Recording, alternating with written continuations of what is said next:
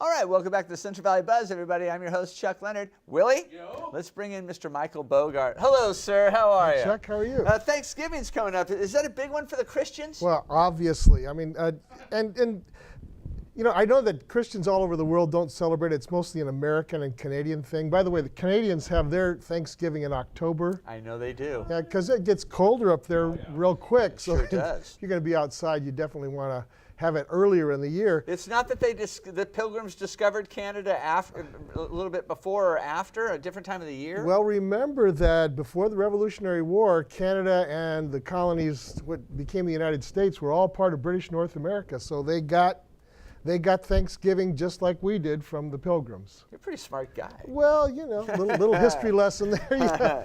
But, So, you know, Christians all over the world don't necessarily celebrate Thanksgiving. It's a North American thing. And but yet I think... But it's called Thanksgiving. It should be a good big Christian holiday. And it certainly was inspired by, you know, by Christian sentiment and Christian people. You know, it's They were actually... Quakers, weren't they? No, they were actually separatists from the Church of England. So they made their own church. They did. They came over here to make their own church, absolutely. And when they got here, you know, they'd survived that horrible winter of 1620 where, you know, like 50% of them died. And the next year, after they finally saw it was going to be a good harvest, they thought, well, let's do something to thank God for what, you know, for our survival. Of course, the Native American tribes pitched in, and, you know, it was actually kind of a good thing at that time. They kind of like crashed the party, right? The Pilgrims started cooking, they smelled it, and they came over and said, hey, we got some food too. Actually, I believe that it was a mutual invitation, that the Native American tribes and the Pilgrims, I mean, there weren't that many Pilgrims. They got together, they sort of pooled their resources, and apparently there were 3 or 4 days of feasting. Awesome. It was actually a good way to start off relations, which kind of deteriorated later on. With food. Yeah, absolutely. And, you know, they were looking for a model in the Bible because there's no prescription for Thanksgiving in the Bible. So they looked back to the Jewish festival of Tabernacles, which in Hebrew is called Sukkot. And it's at this same time of the year. It's a Thanksgiving festival that Jews have, a little bit different emphasis.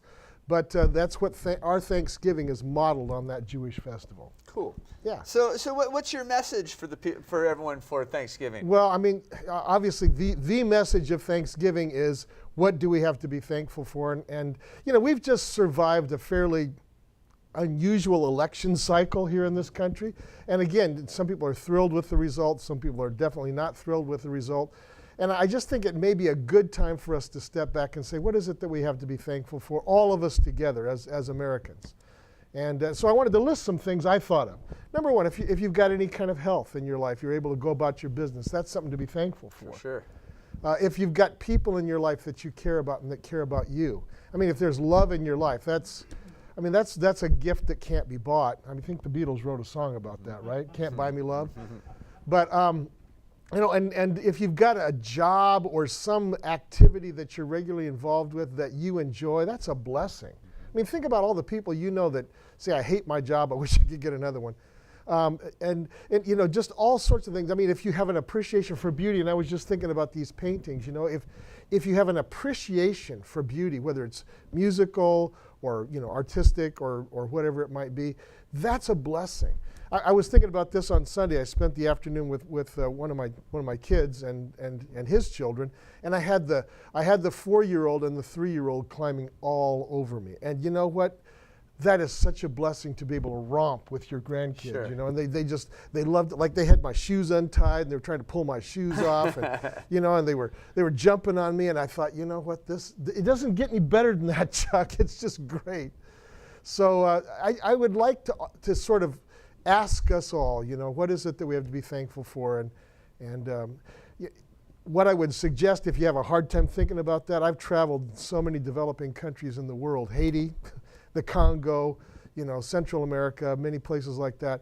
If you have a chance to go to a country where they don't have a lot of what we have in this country, and you come back to this country, literally many people kiss the ground when they get off the plane. Not that I'm against those countries, wish them well, but we have it so good here in the United States, despite whatever problems we may be working with. Hey, you got your 45-minute Bible up here? Let's Yes. talk about that, because Christmas is coming up. Well, I'm glad you mentioned that, because I am running a special now. If you go Awesome. on my website, aspectministries.com, and go to the products tab. It will take you to the page where you can buy this. Now, normally these are $15. I've got a video version of the 45-minute Bible and a book version. If you go between now and Sunday night of Thanksgiving week, I'll sell them for $10. Each? Each, yeah. Wow, that's a great deal. In other words, it's 2/3 off. That's a great deal. And you know what? That is a pretty good gift to give to somebody. Yeah. Stocking stuffer. I mean, you know, if somebody says, "Hey, I don't know anything about the Bible," this is the book that gets you into the document. Or somebody that you think needs to know a little bit more about the Bible, a good gift for them also. Yeah. This is Michael Bogart. He's here with me every week. Go to aspectministries.com, order the books, and leave him a little message telling me you saw him right here on The Buzz. We're going to take a quick commercial break. We'll be right back. Stick around.